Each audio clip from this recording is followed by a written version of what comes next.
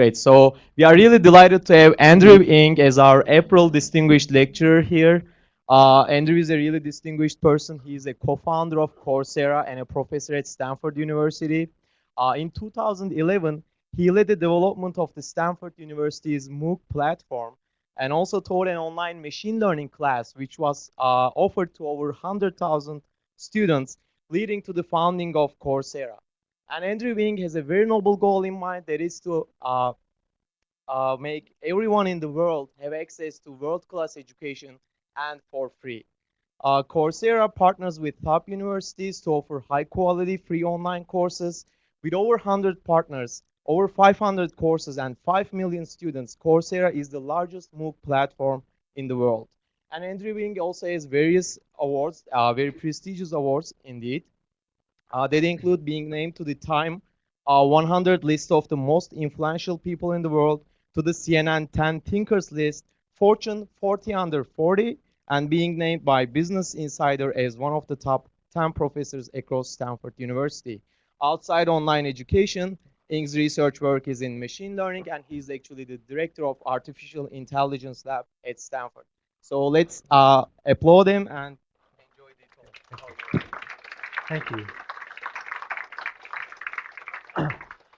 Thank you. Thank you very much for having me here. Many of you will know that I was a Carnegie Mellon student, actually class of '97 undergrad, long time ago. And so I did count and still count among many of my most influential mentors, people like Tom Mitchell, Andrew Moore, John Lafferty, many others that are still on the faculty at CMU today. And in the decade plus that this campus has been here, this was actually my first opportunity to visit. So I was excited to come back and experience a bit of CMU again, and especially on this new campus. Um, what I'd like to do is tell you a little bit about the work that we've been doing on MOOCs, massive open online courses, and maybe just by way of context, the other reason I was excited to come back is as CMU alumni, I still feel a lot of personal loyalty to CMU, and so either today or in the future, if there's any way that I can be helpful to you or to be helpful to any of you or to your campus, I hope you reach out since I would love to try to do that. So massive open online courses. I'd like to start off by telling you the story of one of our students, Shamin Shahabuddin.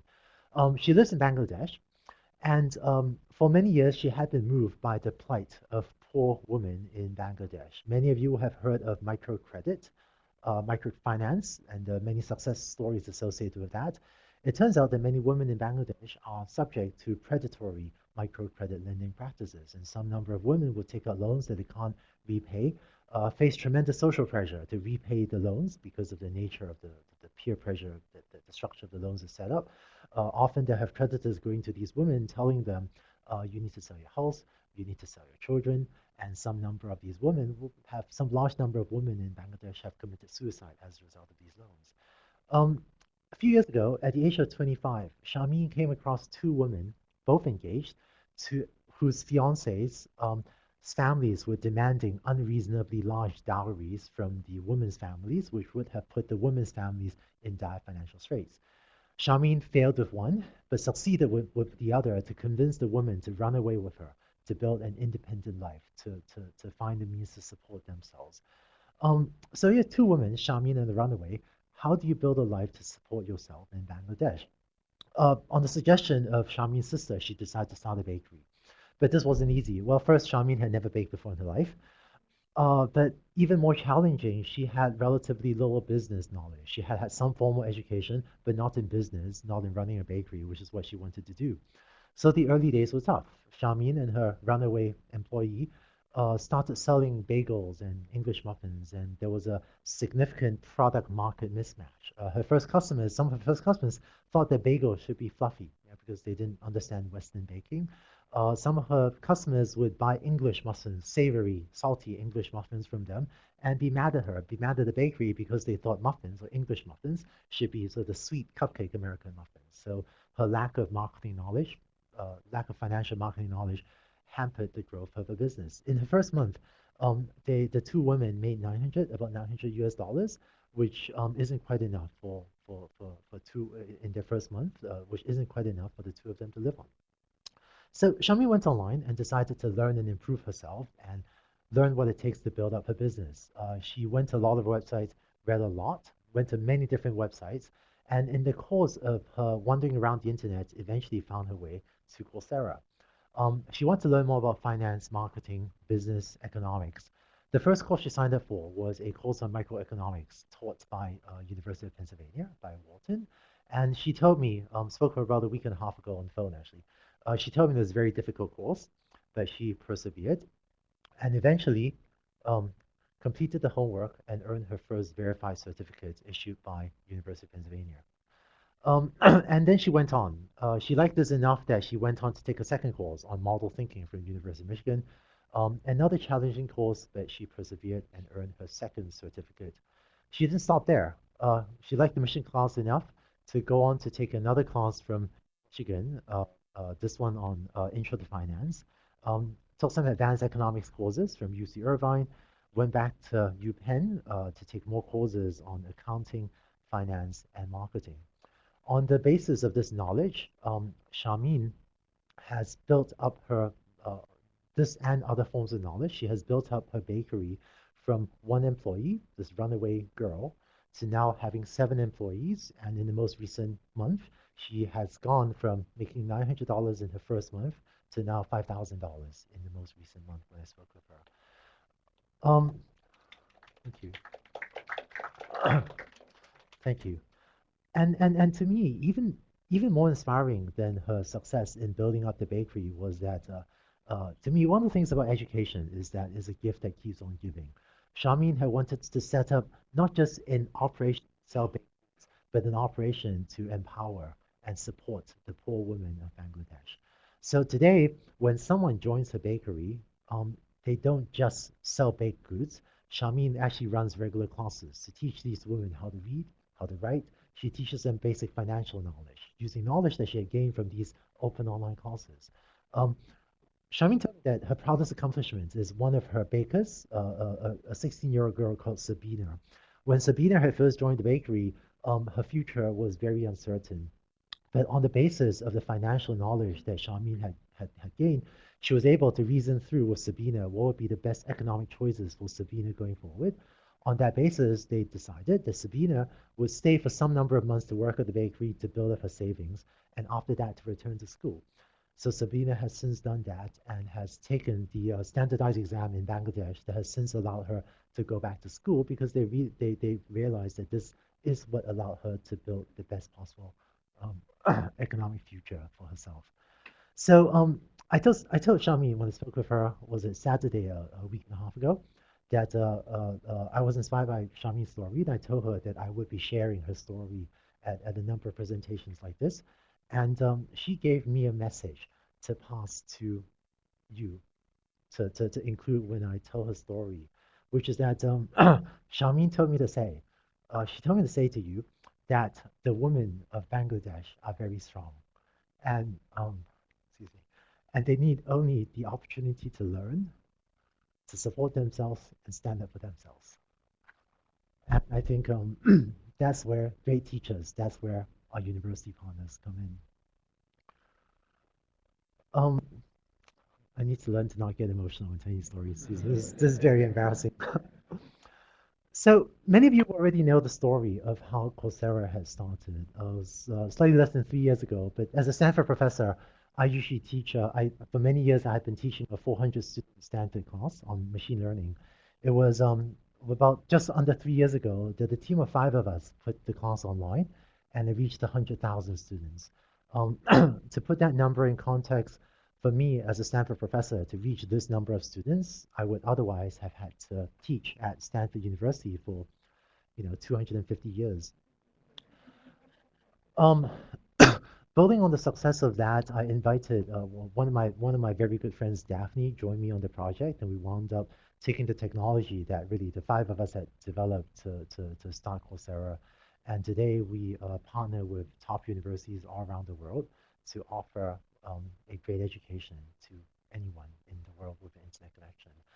Today, 18 of the top 25 US universities are Coursera partners, and we have many top university partners worldwide in really spanning almost all the major continents, as well as a number of partners focusing on teacher professional development. There are just a small number of non-university partners. So, and in the last 2.5 years, 2 years since we launched Coursera, 2.5 years since we launched the first MOOCs, we've signed up 108 partners and have over 600 courses and over 7 million learners. Um, Coursera signs up about 12,000 students a day, 12,000 new learners a day. So many of you will have a sense of what the MOOC massive open online courses experience is like. So let me just go over that a little bit more fairly quickly, but spend more time talking about some of the future trends we see with education at scale. I hope to leave a lot of time at the end for questions and a deeper discussion as well. So when a student signs up for one of these courses, every week they'll be asked to watch maybe a couple hours of lecture videos, with the videos broken down into 10-minute bite-sized pieces. Have been very surprised and impressed by the creativity of the different video formats that the instructors have used to create online video. One of the features that is most maybe beloved by students is the ability to play back video at accelerated speed. Let me just quickly show you what that looks like. And generally, we'll start with some The student accepted. speeds up the start video video. to And 1.5x then we have to speed. decide what are their strategies. So what are the possible actions that each player can take? Turns out with English captioning, it actually Is works. passive and active enough of a distinction in order to really capture the details of what's going on in the predator-prey relationship? Well, probably not. And foreign language captioning written by various volunteers. So maybe this might, very quick personal story that might resonate with those of you that have taught before. But was it? It's about like 6 months ago, about half a year ago. I was attending a party at LinkedIn, a few miles from your campus here, and one of the LinkedIn employees came up to me, and he said, oh, you know, are you Professor Andrew? I really enjoyed your videos, your lectures on Coursera, and he said, his favorite feature was the ability to play video back at 2x speed because it allowed him to speed things up, and then if you miss something, you can just do an instant replay. So the student told me that it allowed him to make much more efficient use of his time, right? Because in a normal classroom, most of us will slow things down and blab and just make space and make sure everyone is with us, because if a student is lost halfway, they might be lost the entire lecture. But on the website, many students prefer to blast through the material at accelerated playback and just miss something, do this replay. So the student came up to me and said, oh, Professor, I really enjoy your videos, really enjoy the class. Favorite feature was 2x speed, allowed me to make much more efficient use of my time, the student said. And then she said to me, but now that I've finished your class, now that I've watched 20 hours of your video, all at 2x speed, now that I meet you in person, I'm really surprised that in real life, you talk so slow.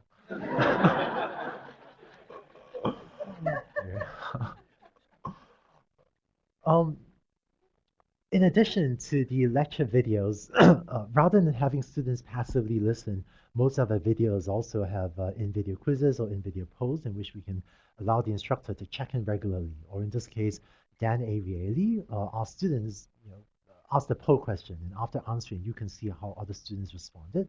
So rather than passively listening, every student is taking action, is doing things, and testing themselves and engaging more deeply with the material. In addition to the in-video quizzes, most of our courses also have fairly serious weekly homeworks. This includes, multiple choice, obviously. It includes short answer math expressions. We can pause and understand math expressions. We have fairly sophisticated programming exercises where we run unit tests against student software to test for correctness. One of our classes also built a virtual machine. Students write software, submit the software, the instructors would then run the software in the cloud on a virtual machine and would assign grades based on the efficiency, memory and CPU use of the student submitted software. And some instructors have experimental pilots going on software to automatically understand code readability in order to give feedback to students on code quality. Have students build spreadsheet, financial models, and upload that to be auto-graded.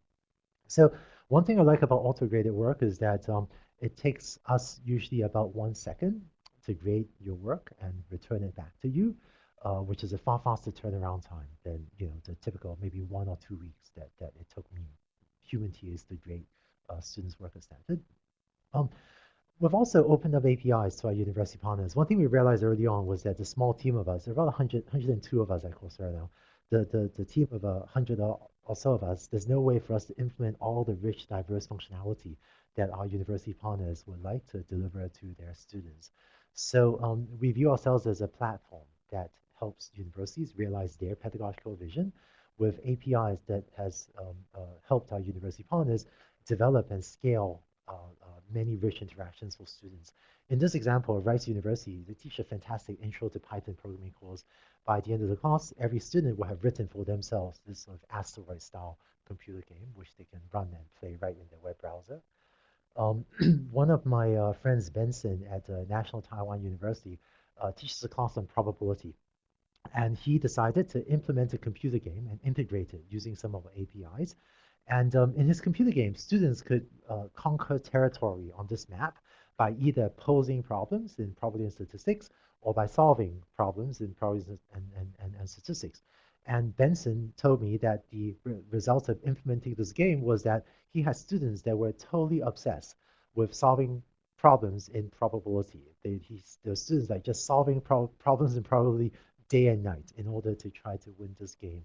And I think that we've been honored to have many of the greatest instructors work with us, and by providing a platform to help them realize their pedagogical vision, we've seen just crazy creative things take place that the few of us at Coursera could never have imagined possible.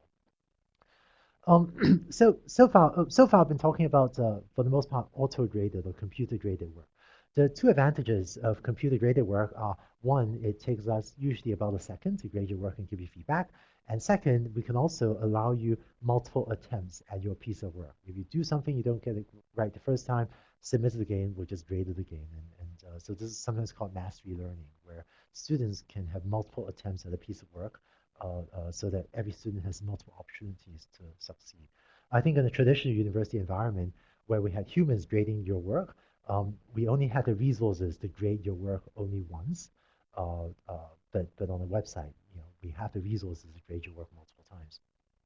But not everything can be auto-graded. And so if you're teaching a poetry class and if students submit an essay, or if you're teaching an HCI design class and students design the website, how do you have a computer grade that? It's beyond what we are able to do right now with, for the most part, to not only assign a grade, but to give meaningful feedback to students for these more open-ended pieces of work. Because of that, one of the things that we're most proud of is a system we developed for peer grading. So if you have 100,000 essays, how do you grade that? Well, crowdsource it back to the students, and we've developed a fairly sophisticated system in which students are asked to first do the work, write an essay, design something, upload their work to the website. After that, we train every student how to grade other students' work, and every student is required to grade, say, 5 other students' work, and in exchange, you also give, every student gets feedback from 5 other students about their own work. So peer grading, I think, has given us, is in the studies done by us and partners, is giving fairly accurate grades and also very useful qualitative feedback, useful comments back to students.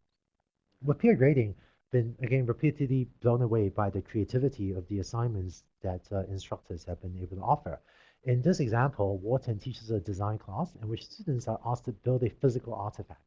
They were then asked to use their cell phone camera to take a picture of the physical artifact they had built, and then to upload a picture of what they had built to the Coursera website for it to be peer graded by other students. And so with peer grading, our instructors have been able to offer very rich experiential activities to students as well. And we actually have many examples like this. Maybe just one more of my favorite peer grading examples. Scott Klaus teaches at a small liberal arts college at Wesleyan. I think he usually teaches 12 students a year. He placed his course on Coursera and it reached 240,000 students, which is our highest enrollment course. For his final project, he asked students to live a day of compassion. Spend a day living as compassionately as you can, and then write an essay about it and upload your essay to be peer graded by other students. 700 students scored a perfect score on the peer graded essay. And of that 700, he had the students vote on who had lived the best, done best, or submitted the most well done exercise for this Day of Compassion exercise. Um, the winner of the Day of Compassion Award was a student called Balesh Jindal who lives near New Delhi in India.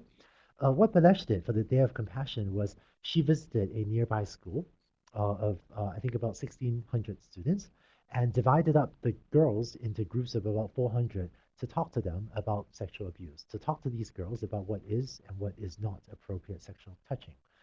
That opened up a conversation at the school. She uncovered many cases of sexual abuse by siblings, uncles, even parents. And today, Balesh um, uh, offers free counseling in her clinic to these young girls of sexual abuse. Now, this is just one student of Scott Plause's 700 that had scored a perfect score, just one student of the 240,000 students that had enrolled in Scott Plause's class. Balesh's story is a particularly amazing story, and I think, but she is materially reducing sexual abuse in this rather poor school in India, near New Delhi. And one way I like to think about MOOCs is when we take some of the best courses from universities and put them out in the world, free for anyone to take.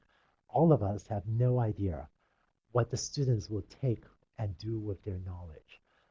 Scott used to teach 12 students a year, and I'm sure those are 12 fine students that will go on to have an impact on the world.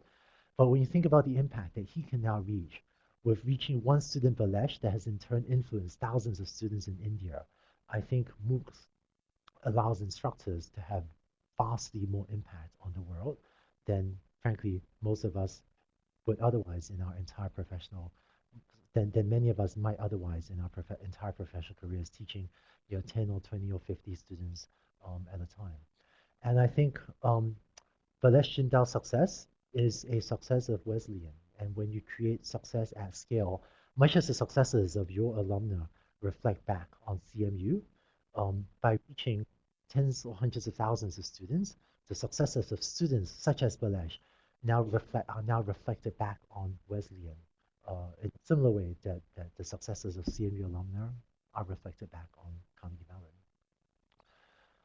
Mellon. So I guess, boy, talked a lot about the learning experience, talked about the lectures, homeworks, peer grading. One, the third major component of the student experience is the community. When you have 50 or 100,000 students taking a class together, many of them will come together to discuss the content. And so a community of very helpful students tends to form up around each class.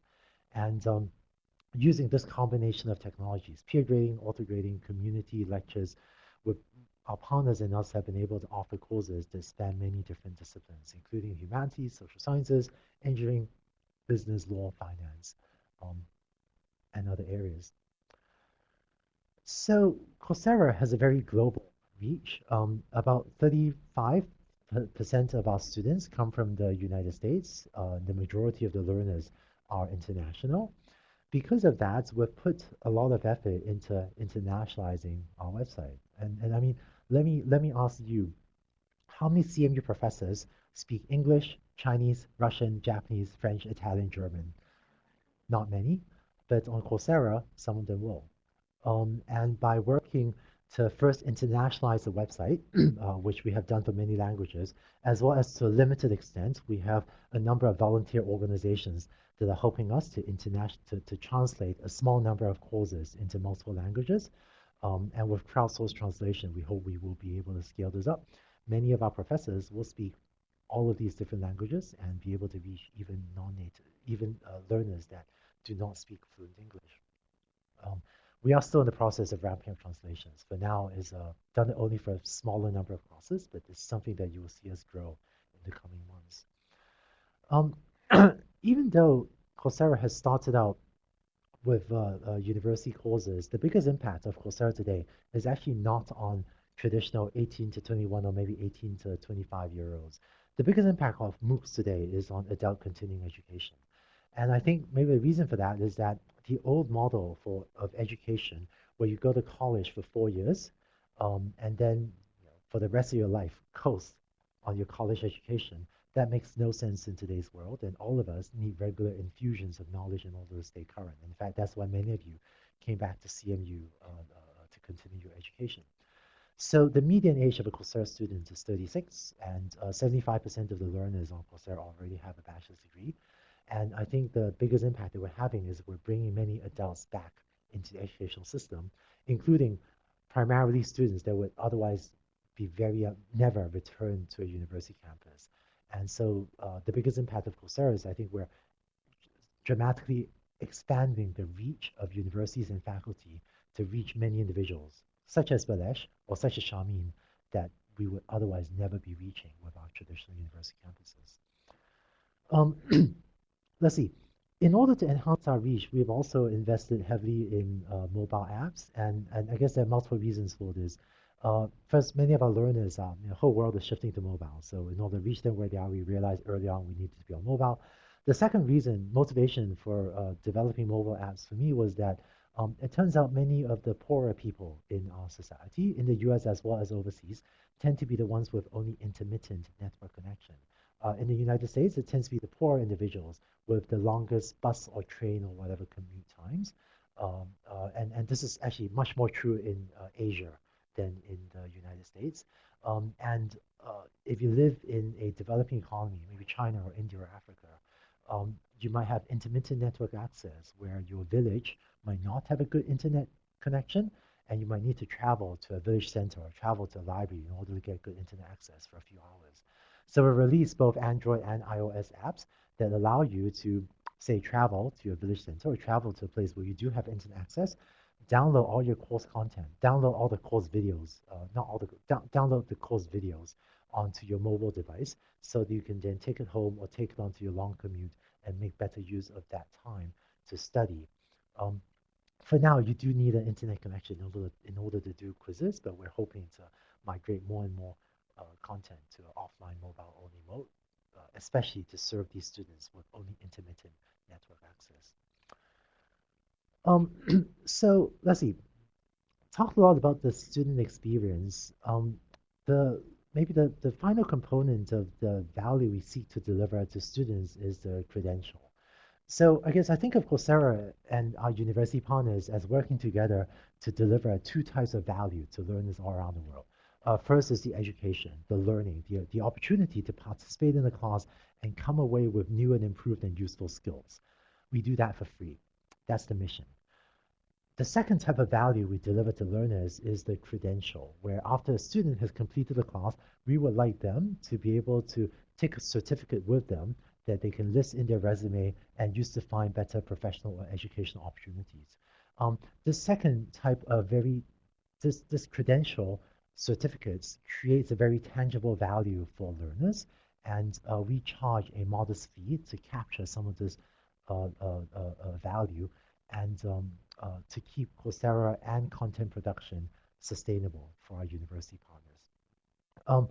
And so we have a program called the Signature Track program, in which for a modest fee, maybe $50, the students, we will do some work to verify the student's identity. Oh, so the computer scientists might appreciate this. When a student signs up for the verified certificate, we use a combination of checking your photo ID, taking a picture via your webcam, and measuring your typing rhythms of keystroke biometrics in order to verify that it really is you sitting at the keyboard submitting the work. It turns out that your typing rhythm is fairly unique to you, sort of like a fingerprint. And by using a webcam picture, your typing rhythm, we can verify that it really is you sitting at your keyboard submitting the work. And on that basis, our students have been earning verified certificates that many of them are listing on their resume and using to find better employment opportunities. Maybe just a little bit of a share a little bit about how I think about Coursera's mission. Today, charging these maybe $50 or so for verified certificates is by far Coursera's largest revenue stream. Any revenue we receive is shared between the university that created the course and Coursera to try to keep it sustainable for both entities. When we launched the verified certificates program, all of us around the table at the time felt very strongly we needed also to offer financial aid. So if today there is a learner in a developing economy that would really benefit from, say, a Duke University branded certificate, but cannot afford $50, We ask them to fill out a one-page financial aid, I think 3 questions, and then we give it to them for free. I've been told many times, I've been told many, many, many times, that is not the normal decision of a normal company to worry about offering financial aid to people with no money. It makes no sense from an economic point of view or something. But when we were launching verified certificates at Coursera, and this is for all practical purposes our only interesting stream of revenue, all of us around the table felt like this was just something we had to do. We didn't even discuss it. We just did it. And I think that speaking as an educator, I feel very strongly that if we aren't able to serve the neediest in our society, um, I'm not saying it'd be a bad thing to do, but I personally am just much less interested. And so within Coursera, all of us, it wasn't even controversial. We didn't even discuss it. All of us felt very strongly that if there's someone with no money, we just need to find a way to serve them. And if we want to be an educator, if we want to change the world, I think this is frankly the only way, the only way to build, to set up financial aid to students. Um, one interesting benefit of allowing learners to sign up for a verified certificate is that it really increases retention rate. One of the criticisms of MOOCs is, when a learner signs up for a class, not many of them complete. So the statistics are actually, for my original MOOC, the one, the pre-Coursera one, I guess, I had 104,000 students sign up and 13,000 of them completed. Right? 13,000 of them earned a certificate. It turns out that MOOC learners engage with the content in a variety of ways. First, when a MOOC student signs up for a MOOC, about 40 to 50% of them don't even show up for the first class, so they're clearly non-completers. There's also some large number of them that will religiously watch every single video. Post a video, they watch it, post a video, they watch it, but who do not attempt a single quiz. And so we also count them among non-completers. And I think that our statistic is that if you sign up for a MOOC and if you attempt the first major homework, the first programming assignment or peer grade assignment, not just multiple choice, but if you attempt the first major homework, there is a 45% chance you finish the entire course. And so that's maybe not bad. I wish it were higher. But I think of MOOCs today as offering students an avenue for risk-free exploration. If some of you are curious about archaeology, you can sign up for a class on archaeology. I think Brown University offers one. And if 2 weeks into the class you decide it's not for you, those 2 weeks are actually time maybe pretty well spent. Even if the only outcome is that you learn enough archaeology to figure out that it really isn't for you. And because it's free, you haven't been running up college debt, or maybe you've run up at most $50 if you sign up for a verified certificate. Some interesting statistics as well.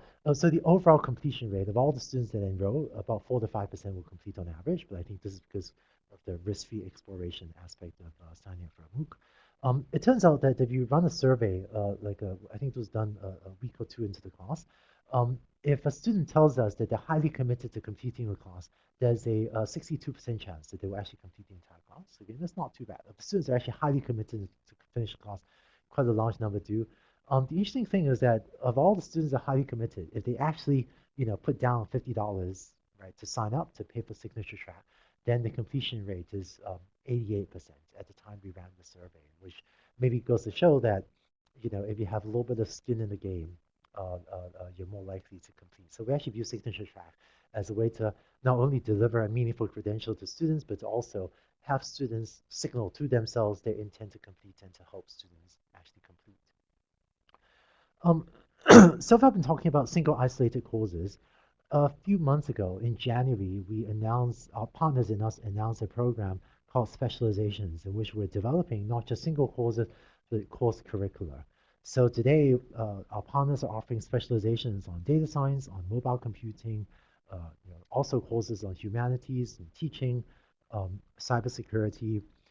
One of my favorite specializations is this one by Maryland and Vanderbilt on mobile programming, Android programming. So this is specialization that ties together 3 courses on mobile and cloud computing and culminates in a capstone project in which students are asked to do a major project, to write an Android app, basically. And specializations, we think that whereas employers, can value single courses, we think that specializations certificates will be easier for employers to evaluate, and that by completing this sequence of work, by completing a sequence of courses and doing a capstone project at the end, um, will allow students to earn these sort of specialization certificates, which we think will be a valuable credential to help students seek better employment. And from a university perspective, one of the things that specializations allows them to do is to stake out an area of expertise. As a computer scientist, I personally actually had not really known prior to their announcing their specialization that Maryland Vanderbilt had such a fantastic Android programming course. But now, 208,000 learners is the second highest ever enrollment course. 208,000 learners have signed up for the first course in this Maryland Vanderbilt specialization. Over 8,000 of them have signed up for the signature track verified certificate. And with this many learners learning Android programming from Maryland Vanderbilt, I think the world will soon, or perhaps already, recognize Maryland Vanderbilt as, frankly, one of the world experts in Android programming. And earlier I made a comment about creating success at scale, and so 8,000 students on signature track, 208,000 learners. There will be thousands of Android apps written by these students in this Maryland Vanderbilt class. Many of them will be okay, many of them will be so-so, but the top 1% of these thousands of Android apps that these learners write will be absolutely amazing. I can promise you that. And the success of those Android apps will be reflected back on Maryland and Vanderbilt. This is a Maryland Vanderbilt class, and this will be their capstone project that is producing those top 1% of Android apps that I will bet many of you will end up installing on your Android device if you use one. Google has actually agreed to feature the top 5 Android apps in the Google Play Store at the completion of that class. And the successes of that top 1%, of those top 5 featured apps in the Android Play Store will be reflected back on Maryland Vanderbilt and on the instructors that made this success at scale possible. So to finish up, since I'm speaking with very technical audience, let me just share with you, one thing I'm excited about, which is the data. Many of you will know that my academic background is in machine learning, data science, and so previously at Stanford, I used to get so little data about the quality of my teaching. I get my course reviews once a year, and I could read it and try to improve the next year. So in the course of teaching a decade at Stanford, I could maybe iterate my course 10 times after a decade. That's a good chunk of my life. In a MOOC, we have thousands, tens of thousands of learners. Our median enrollment is about 40,000 students in the class. And because every student's activity is in the digital realm, we log every keystroke, every homework submission, correct or incorrect. We know not only what students post on the discussion forum, we also know what they read. We know if a student pauses a video halfway, if they sped through some of the content at 1.5x speed, we can run A/B testing, and just the detail and magnitude of data we're getting is unprecedented in the history of education. We've developed a lot of dashboards to summarize and show some of this data to our university partners. And I would claim that, I believe that over the last year, Coursera has collected more educational data than the entire academic field of education over the entire 5,000-year history of the academic field of education. And our university partners and us are analyzing this data to try to better understand human learning. So let's see. When I speak at different venues, I sometimes tell different stories about what we and our partners are learning from the data. But I thought I'd share this one with you, which is kind of fun. So here's something we learned that was surprising to me. It turns out that if we send you an email every week that says, dear student, friendly reminder, homework is due this Saturday. Turns out if we send you that email, you're less likely to engage in the class. You're less likely to complete. We're better off not sending you that reminder at all. But if we send you an email saying, dear student, we noticed you logged into the website last week. Good job on that. Check mark. Oh, and we noticed you submitted the last homework on time and you got full marks. Great job on that. Oh, and we noticed you made 5 comments in the discussion forum, and they were really helpful to other students. Great job on that. Check mark. Oh, and by the way, the next homework is due this Saturday. You're more likely to engage with the class. Now, the way we discovered this, and this sounds obvious in hindsight, but the way we discovered this was not by insight. The way we discovered this was one of our engineers had a bunch of different designs of emails, and he had like 20 different designs of emails, and he just randomly sent these 20 different designs of emails to tens of thousands of students, and then he looked at the end of the class to see, which email resulted in the highest completion rate, and it was only then that we went back and actually read the emails and realized that this email design that reminds you of what you did well before asking you to take the next step, that's what results in the highest completion rates.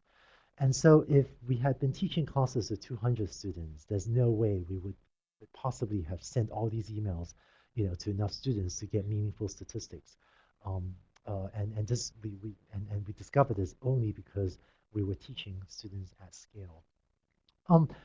Something I don't usually talk about, but given that this is a CSE or EC audience, some many of our classes, programming classes, have run testing, so run input-output testing on student-submitted software. And there have been a few research projects at Stanford and elsewhere on trying to understand student-submitted code more deeply in order to give students better feedback about their code. So just give you one example. In one of our early classes, actually my original class, a funny thing happened. I assigned a programming exercise in my machine learning class, and 2,000 students submitted the same wrong answer. Right? This has never happened to me before. We ran a clustering algorithm to understand the students' outputs, and we found that about 2,000 students, the big red cross in the upper left-hand corner, upper left-hand cluster, there's actually output of k-means clustering, has submitted nearly the same wrong answer. So we looked at a small sample of them and discovered that every one of those students had taken 2 steps of a machine learning algorithm and reversed the order in which they did those 2 steps. So this allowed us to generate a custom error message so that when the next student came and submitted the same wrong answer, we could pop up an error message saying, "Dear student, think about the order in which you're doing these 2 steps." And that allows students to much more quickly correct the misconception and move on. So if you think about it, if in a Stanford class, if 2 out of 100 students had submitted the same wrong answer, probably won't even notice.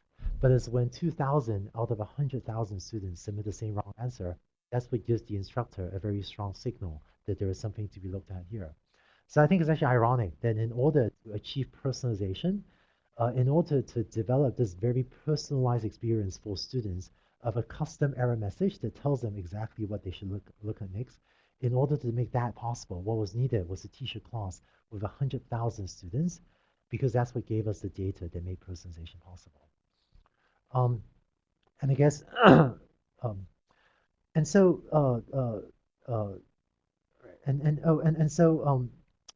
when we work with university partners, all the data associated with the class that the university teaches is shared with that university. And so, all the data associated with, say, a Hopkins class or a Caltech class or a Princeton class are shared back with the respective universities.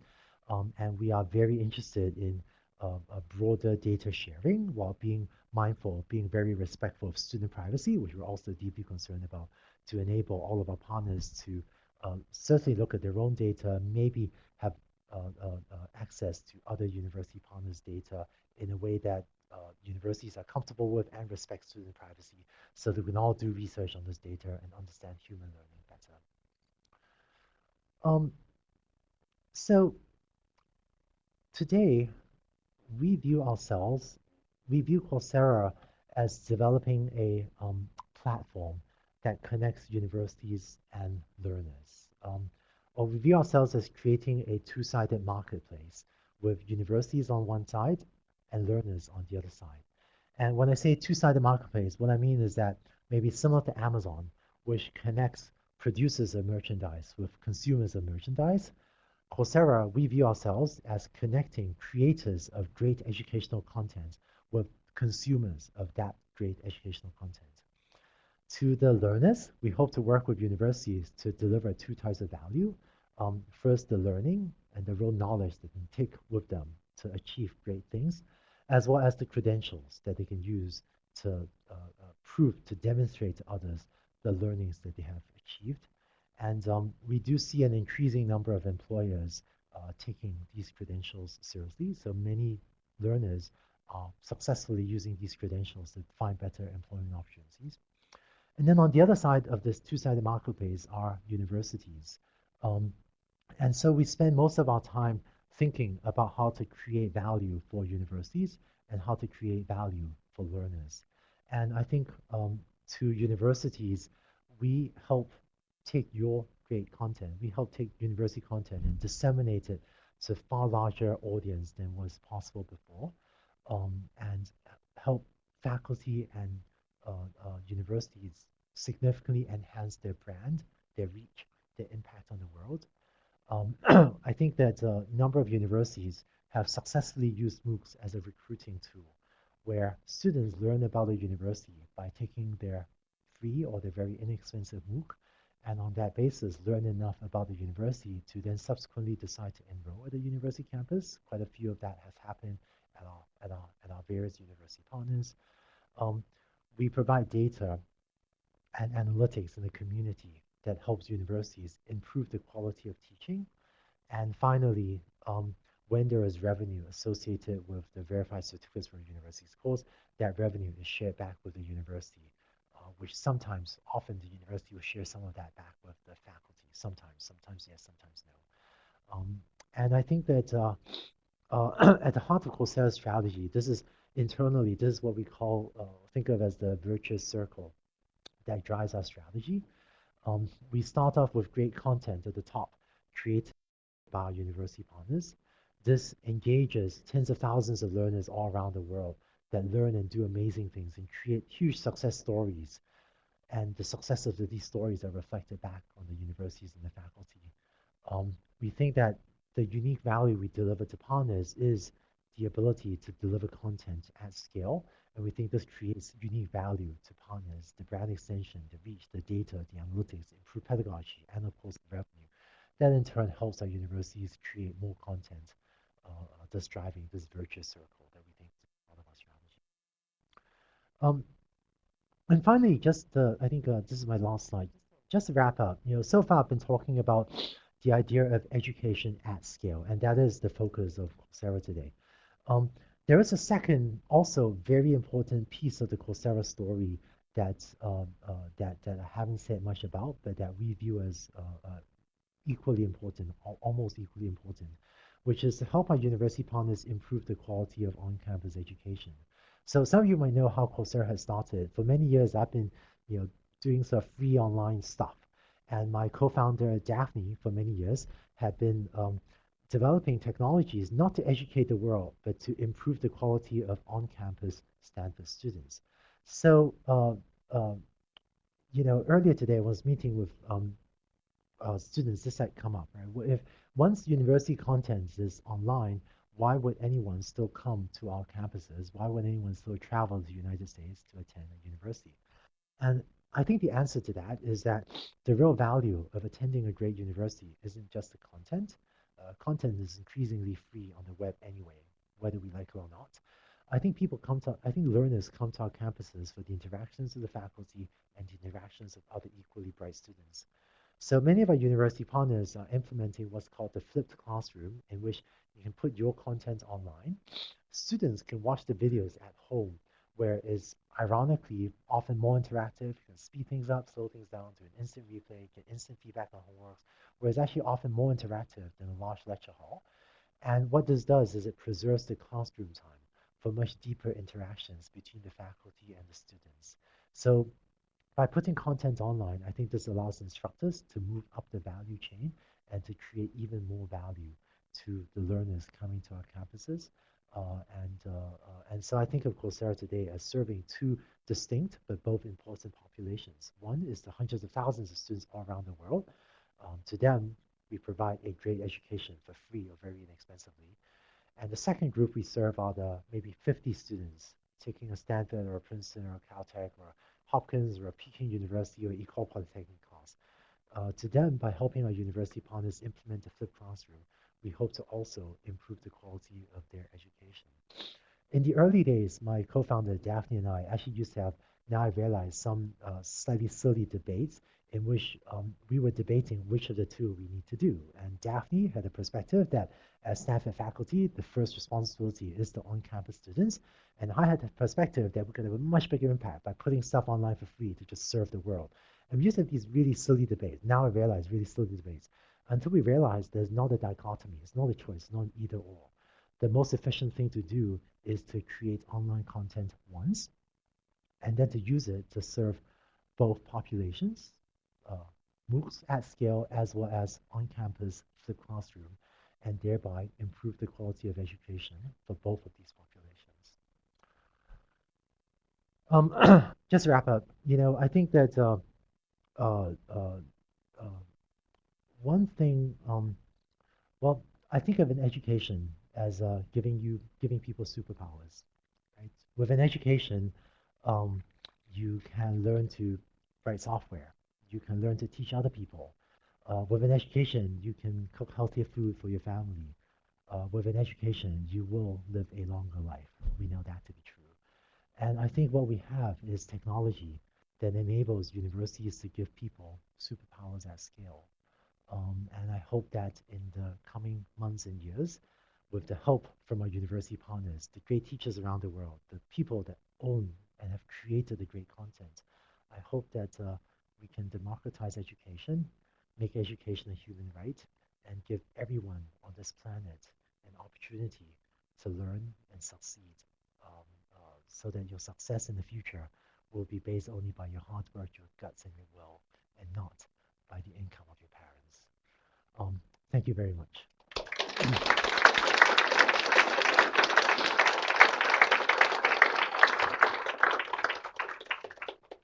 It was a fascinating talk. Thank you so much, really. Questions?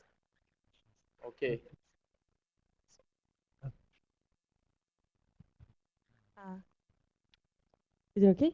Yeah. Thank you so much. I'm a really big fan of Coursera. Thank you. I took several courses in the Coursera as well. So my name is Amy Krishnamohan. So me and Anton here and one of my friends actually started a project for CourseGrain, where we actually aggregate all the online courses so that people kind of find the great courses like Coursera more easily. So I have a two questions. First question is, do you have any plan to open up your APIs to like partner like us, like try to utilize more of your content? And second question is not related, but how does the job market react to those certificates? Do they think that is really valid? It's a great thing that I can prove, or do they have less, how to say, credibility on that certificate?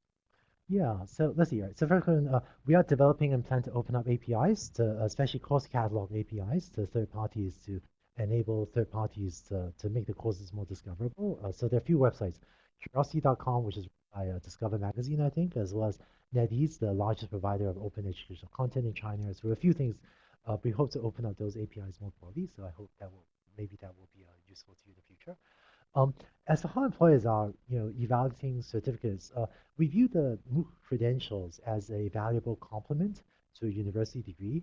And you know what? Let me maybe I try to illustrate this with a quick story. So oh, I don't have this picture here. Um, so a few months ago, about a month and a half ago, I was chatting with another of our students called Zach Stairstor. He had graduated from a small college in Minnesota doing theoretical mathematics, and at the age of 25, single, living in New York City, he had working for an investment bank in a job that he, frankly, investment firm at a job he wasn't very interested in. He decided to quit and learn from MOOCs to learn online in order to improve his career prospects. So right away, and he told me in today's economic climate, in today's high unemployment climate, he was frankly pretty terrified, quitting and living with other people to try to build a better life. First course he took was a data science course taught by Johns Hopkins. Um, with homework one, he ran into problems. Homework one was done in the Python programming language. He had never programmed in Python before. So what do? He spent 40 hours browsing a variety of web resources, trying to learn Python so he could do homework 1 in this class. After 40 hours of work, he submitted the homework, got full marks, did the next homework, got, uh, uh, did the next homework, did the next homework, and eventually he earned his first certificate in data science from Johns Hopkins and Coursera. He went on to take other MOOCs. Actually, I think he took my machine learning course, which is how I met him. He took a class on startup engineering, took a total of 5 MOOCs. And then about 5 months, at the end of this 5-month period, he started his resume online to apply for jobs, listing these MOOC credentials on his resume. The first few calls didn't go that well. The calls from the recruiters, when some of the calls of recruiters went as follows, said, Zach, looks like you have a strong background in theoretical mathematics, and this data science stuff, it looks like a fascinating hobby that you have. But if you're trying to bootstrap your hobby into a career, that sounds great, but I can't offer you a job for your hobby. So a few of those calls went like that, and this was Zach living without a paycheck. Um, Went on for a while until eventually he got a call from Columbus Teachers College, and right away it was like a match made in heaven. And 2 weeks later, he interviewed, passed the first interview, passed the second interview. The next day, they gave him a job offer, and he signed it. And today, he works as a data scientist in Columbus Teachers College, where perhaps ironically, he is using his newfound data science skills to analyze student retention rates to help improve teaching practices at Columbus Teachers College. So that's one success story. We see that Duke University and RTI recently did a study on employer perception of MOOCs. Most employers are not very familiar with MOOCs yet, but once they learn what MOOCs are, they are the outcome of the study, which is online, you can find it, was that employers are very receptive and view it very positively in terms of using MOOC content for employee training, as well as taking into account when making hiring decisions. So I think that one thing we have been seeing is a increase, actually a very significant increase in the anecdotal evidence of stories like students like Zach successfully using MOOC credentials to find better employment, and this is a trend that we expect to accelerate very significantly in the rest of this year.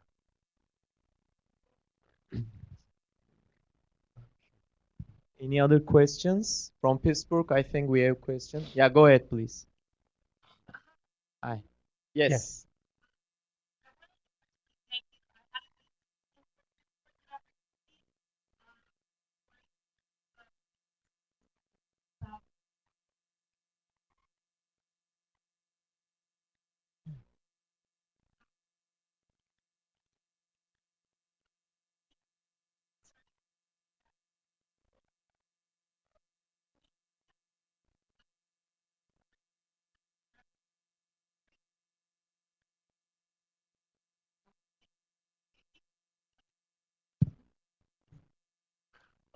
Let's see. That's interesting. Boy. So first, thank you for taking Georgia Tech class. I'm very glad to hear it was useful in your interview. Um, because of the mission, we've always wanted to keep the courses free. We do charge for the certificates, but I feel like the friction of introducing payments, our intuition is that charging for the course will decrease participation significantly. But also, even if you charge like $5, cost of a cup of coffee to most of us, right, in this audience, all of you, $5 makes it totally unaffordable to a needy child in India that doesn't even have a credit card. And so, because of that reason, we really wanted to keep the course content free. And I think that we will have the biggest impact on the world by offering free online courses. We have no plans to charge for content, and when it has been raised, we have always actually aggressively, pushed back and tried to encourage, really steer or sometimes insist on keeping the content free. Okay. Do you have any intention or have you guys talked about making the Coursera platform available to non-university educators? Say somebody, maybe an individual, right? So they'd want to put a course up. Obviously, it wouldn't be, in the same category as some of these fantastic courses, but they could possibly use, um, a Yeah. platform like this to deliver and do some good? Yeah, yes. So, I think great education, great teaching is to be found in many places. Um, because of limited bandwidth, so we're like a 102-person organization today. We have 108 partners. Because of limited bandwidth, we have focused on partnering with universities because we think the greatest concentration of teaching talents is still in universities. Eventually, maybe in the future, maybe we'll have other programs or maybe other websites or other platform features to support individuals. But for the near term, for the near future, will be primarily, or we will likely be offering only courses from educational partners, university partners, a few teacher professional development partners that are not universities. Um, and the other reason we want to do that is because right now we have a partnership staff of 18 people, and we want to offer great support to every one of our university partners. If a university emails us with a critical issue, we want to make sure we get a response back to you within 4 hours. And so we've been reluctant to take on too many new partners as well, until and unless we can make sure we can give great support to all of our partners. And supporting individuals is sort of makes it much less scalable than partnering with top great universities. Maybe we Okay. should take one last question, or I'm not sure how much time we have. I think we can do a couple of more maybe, Okay, sure. if Sure. okay with you. Let me Okay. take a couple more questions. Right? Let's Sure. go with Yeah. her first. The lady at the red shirt had your hand up for a while. Thank you for the wonderful talk. Thank you. I had a question about, just to extend what he said, do you have any roadmap for having soft skills trainings also on Coursera? Because I know Mind Tools is one website which offers very good soft skills content, but it's not spaced in a way like a Coursera course where I can finish a soft skills training. So if you could have tie-ups with them, we could have probably a productivity course or like an assertiveness course and things like that. Yeah, I think that'd be fascinating. Again, I think that there's a lot of very valuable content in all sorts of skills, and just because of the bandwidth efficiency thing, we've been partnering with universities. To the extent that our university partners are interested in offering these courses, we'd be thrilled to support them. So UW, for example, has a public speaking course. I think actually Danny Rayleigh mentioned just now has a course on irrational thinking. I'm not sure if that counts as a soft skill though. Our single most popular course on social psychology. Maybe public speaking is the closest of these examples, but I hope that our partners will decide to offer more of these. Okay, thank you. And I had a question about, do you also want to target somebody who's my parents' age or grandparents' age to be able to do something on Coursera? Yeah, so our learners span all ages. We have 13 years olds, and we have the 85-year-olds. My father has finished 21 MOOCs as of now or something. I think that yeah, and so we have learners of all ages.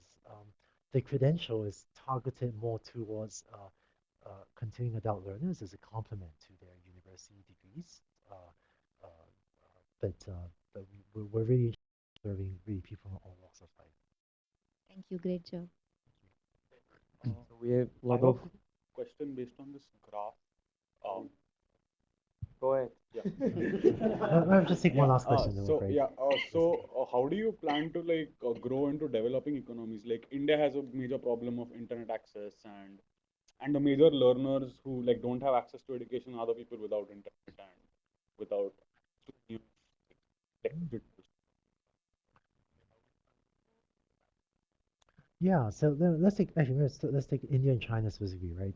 People without electricity, without internet access, honestly, they're a little bit beyond our ability and resources to help them much right now. There are some NGOs, some non-government organizations that we have been trying to work with, NGOs that want to use us as an excuse or use us as a justification for greater investment in infrastructure.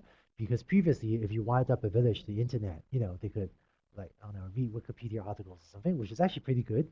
But now, if you wire up a village to an internet connection, they can, take courses from some of the best universities in the world. And that's a maybe more compelling argument to invest in network infrastructure.